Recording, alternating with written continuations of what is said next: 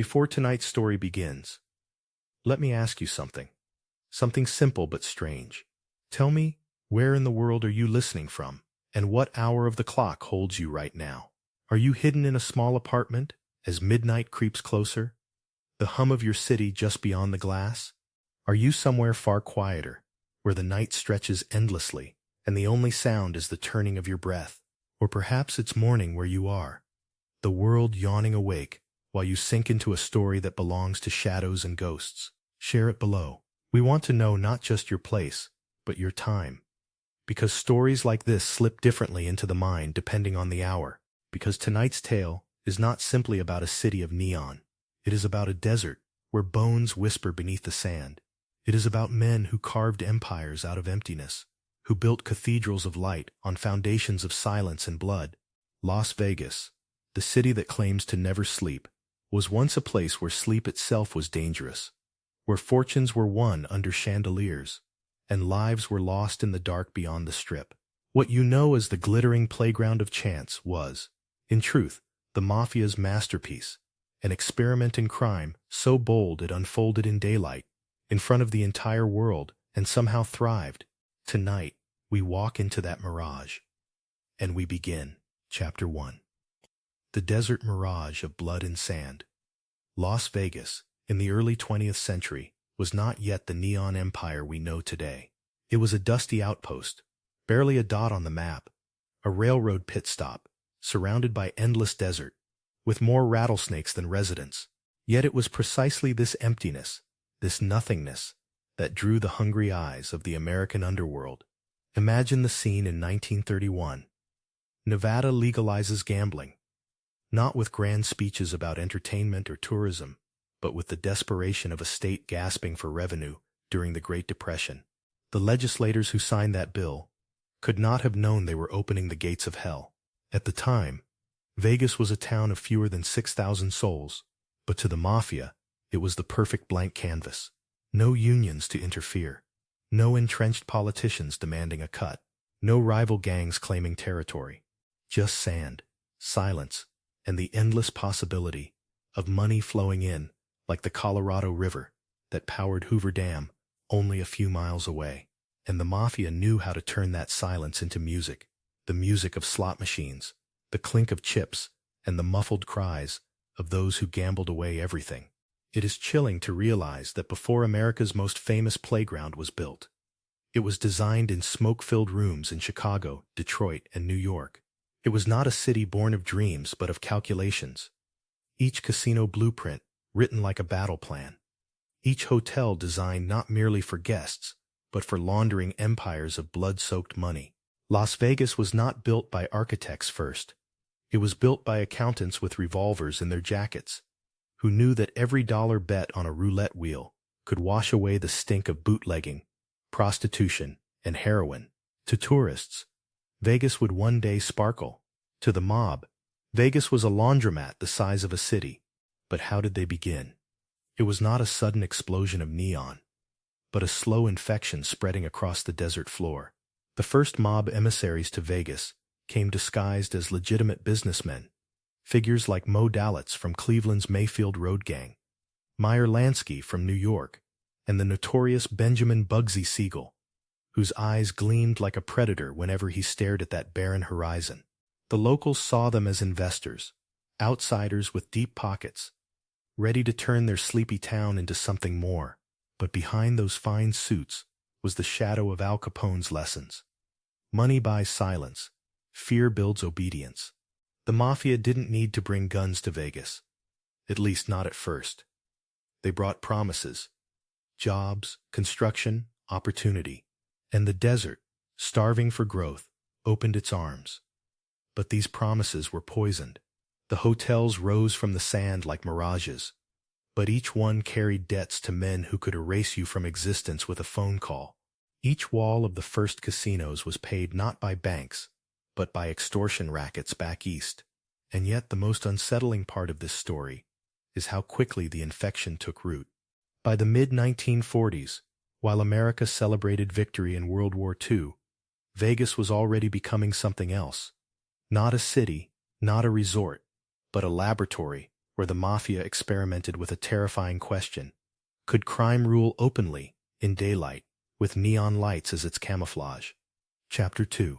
Bugsy's Dream and the Blood-Stained Blueprint. If the desert was the Mafia's blank canvas, Bugsy Siegel was the artist who dared to paint in colors so bright they blinded America. Siegel was not like the other mobsters, where men like Lucky Luciano or Meyer Lansky calculated in shadows. Bugsy thrived in spectacle. He was charming, ruthless, beautiful, in a way that terrified as much as it seduced. In 1945, he set his sights on an abandoned stretch of desert highway outside Las Vegas, and there, with a madman's conviction, he envisioned a palace, the Flamingo Hotel. This was no smoky gambling hall with crooked tables and cheap whiskey. Siegel wanted luxury, marble floors, crystal chandeliers, suites fit for Hollywood royalty. He wanted Vegas not just to be a den of vice, but the very definition of glamour. And behind his charisma was the Mafia's money, funneled in from coast to coast, millions of dollars siphoned from rackets in New York, Chicago, and Miami. But the story of the Flamingo is as much a horror story as it is a dream. Construction ballooned out of control. Budgets tripled. Contractors disappeared.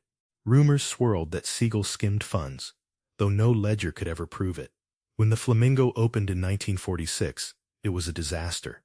The grand opening, designed to dazzle Hollywood stars, ended with empty tables, unfinished rooms, and mob investors seething with rage. In the Mafia, failure was not forgiven. But Siegel's ghost haunts Vegas, because he understood something the others didn't. That Vegas could be more than gambling. He envisioned entertainment as the bait. With stars like Frank Sinatra, Dean Martin, and Sammy Davis Jr. gracing the stage.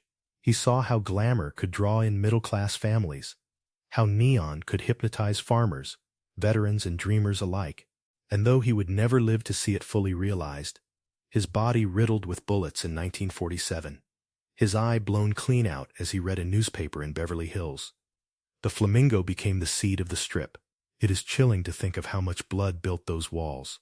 Every chandelier sparkled with stolen money. Every carpet was paid for with broken bones. And yet, the Flamingo survived Siegel's death. In fact, it thrived. The Mafia did not abandon his vision. They perfected it. From the 1950s onward, casino after casino rose from the dust. The Sands, the Desert Inn, the Riviera. Each one a cathedral, where ordinary Americans prayed not to God, but to the dice. And behind the dealers in bow ties, behind the smiling showgirls, was the silent machinery of the skim. Millions vanished before taxes, siphoned into suitcases, flown out of McCarran Airport to mob bosses in Kansas City, Chicago, and New York. FBI files later estimated that tens of millions per year were stolen this way, though the real number may have been far greater. Vegas, that glittering city of lights, was in truth the most efficient money laundering operation in American history. What makes this terrifying is how open it was. Unlike Chicago's back alleys or New York's smoky clubs, the Mafia ruled Las Vegas in broad daylight. And America, hungry for escape, applauded as they did it. Chapter 3. The Teamsters' Golden Pipeline. By the 1950s, the Mafia's grip on Las Vegas had grown roots so deep that they reached across the entire country. But money was always the problem. Not the lack of it, but the need for clean, constant streams of cash to keep the Neon Kingdom alive.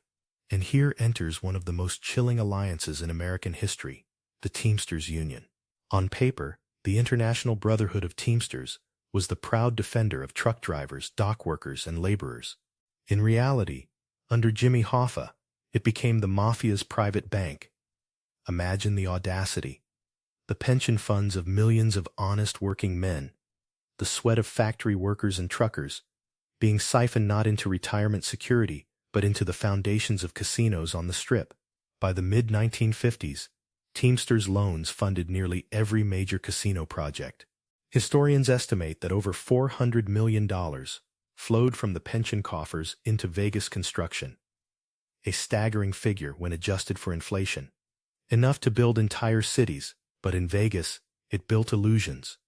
Towers of glass, fountains spraying into the desert air, stages where Elvis would one day swing his hips, and the mob skimmed every brick, every chandelier. But here's the sinister truth. These loans weren't just investments. They were chains. The Mafia controlled who got the money, when it arrived, and how it was paid back. Developers who resisted found their projects mysteriously delayed, or worse, their bodies discovered in shallow graves outside of town. The Teamsters pension fund became the bloodstream of Las Vegas. But it carried more than money. It carried corruption. Hoffa himself was no stranger to the underworld. His ties to figures like Anthony Tony Provenzano and the Chicago outfit were whispered about in FBI corridors and screamed in mob hangouts. And yet, for years, the government stood paralyzed, watching as working men's pensions became weapons for organized crime. What makes this chilling is not only the betrayal, but the efficiency. A trucker in Detroit, paying his dues, was unknowingly helping to build the Stardust Casino, and every coin that clinked into its slot machines might have ended up lining the pockets of a mobster in Kansas City. Vegas was not just a city. It was a funnel. Ordinary America poured its labor into the system, and the mob turned it into neon profits. And what is more terrifying, most people knew, and they didn't care. Tourists didn't care if their roulette wheel was owned by killers, as long as the champagne flowed. Politicians didn't care as long as campaign donations arrived on time. Las Vegas became the place where America openly embraced corruption, where the criminal underworld and the mainstream shook hands in plain view. And those glowing casino towers, they weren't built on sand alone. They were built on betrayal. Chapter 4. The Desert Graveyard of Silence. As Las Vegas glittered brighter, its shadows grew darker. For every neon light on the Strip, there was a body buried somewhere in the desert. It is said that the sands outside Las Vegas hold more secrets than any safe in a casino vault. Missing persons who crossed the wrong loan shark. Union officials who dared to question where the money was going. Dealers caught pocketing chips. Even ordinary drifters who happened to witness the wrong conversation. The desert was the Mafia's perfect accomplice. Endless, silent, unforgiving.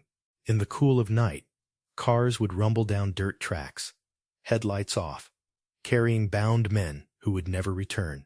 Holes were dug quickly, the bodies tossed in, lime sprinkled over, and sand pushed back, like the desert itself was eager to erase the evidence. Some mobsters even joked that the Mojave was the largest cemetery in America. Its tombstones nothing but shifting dunes. FBI records from the 1960s and 1970s list hundreds of unsolved disappearances tied to mob-linked casinos, yet only a fraction of bodies were ever found. To this day, hikers and construction crews occasionally stumble upon skeletal remains near Lake Mead or the outskirts of town, reigniting whispers of the old days, when Vegas was more graveyard than playground. But what makes this truly terrifying is how ordinary it was. Murders were not scandals in Vegas. They were management tools. The skim was sacred, and anyone who threatened it was erased. Joe Agosto, a Kansas City mobster, once quipped, "Vegas is like a factory. You keep it running smooth, or you fix the parts that squeak." Fixing, in this case, meant blood. Even politicians were not immune. Judges who considered ruling against mob interests found themselves intimidated, bribed, or disappeared. And yet, Vegas kept smiling. The casinos stayed open. Tourists drank martinis while, just miles away, the desert sands covered the fresh graves of men who had dared defy the system. There's something uniquely horrifying about this duality. By day, Vegas was America's Disneyland for adults, a fantasy where everyone was welcome to dream. By night, it was a slaughterhouse where the Mafia ensured no one disturbed the machinery of profit. And in that contrast lies the true horror of Las Vegas's birth. It was a city built not just on money, but on silence. The silence of men who never came home. The silence of families who never got answers. The silence of officials who looked away because the lights were too bright, the money too sweet. Las Vegas was, and perhaps still is, a monument to the most unsettling truth of all. that a city can thrive on murder, and the world will celebrate it as long as the drinks are cold and the dice keep rolling. Chapter 5. The Fall of the Skim and the Whispering Neon. By the 1970s, the mob's Las Vegas had grown so brazen that even Washington could no longer pretend not to see it. The casinos were still shimmering palaces, each night glittering like a mirage against the desert black. But behind the velvet curtains, the skim was bleeding millions into the pockets of men whose names the public never knew. FBI wiretaps later revealed chilling details. Coded conversations over payphones, suitcases of uncounted cash flown weekly to Kansas City or Chicago. Casino managers trembling as they handed envelopes to men with dead eyes. At the Stardust, investigators estimated nearly $7 million a year vanished before a single tax dollar was reported. A fortune so vast that it dwarfed the profits of many Fortune 500 companies. And yet the mob thought itself untouchable. For decades it had been. Until one slip of arrogance cracked the illusion. The breakthrough came not in the glitz of the Strip, but in the drab offices of federal agents who had grown tired of watching bodies disappear into the desert. Operation Strawman, Operation Strawman 2, Operation Pendorf. Their names sound almost comical, but their consequences were deadly serious. For the first time, wiretaps caught the bosses themselves, not the street-level thugs, discussing the mechanics of the skim. Men like Tony Spilotro, the enforcer whose cruelty earned him the nickname the Ant, suddenly found themselves exposed. Their voices carried on tape like ghosts refusing to stay silent. By the early 1980s, indictments rained down. Casino executives were led away in handcuffs. Teamster officials, who once swaggered, found themselves testifying under fluorescent lights, their words shaky, their loyalty cracking. And slowly, almost imperceptibly, the mob's grip on Las Vegas began to slip. The corporations moved in, giants like Howard Hughes's empire and later Mirage Resorts, polishing the image of Vegas into a family-friendly playground. The skims dried up, but the blood had already soaked the desert, staining its history in ways no neon could ever bleach clean. And yet, as you walk the Strip today, with its billion-dollar fountains and digital billboards, the whispers linger.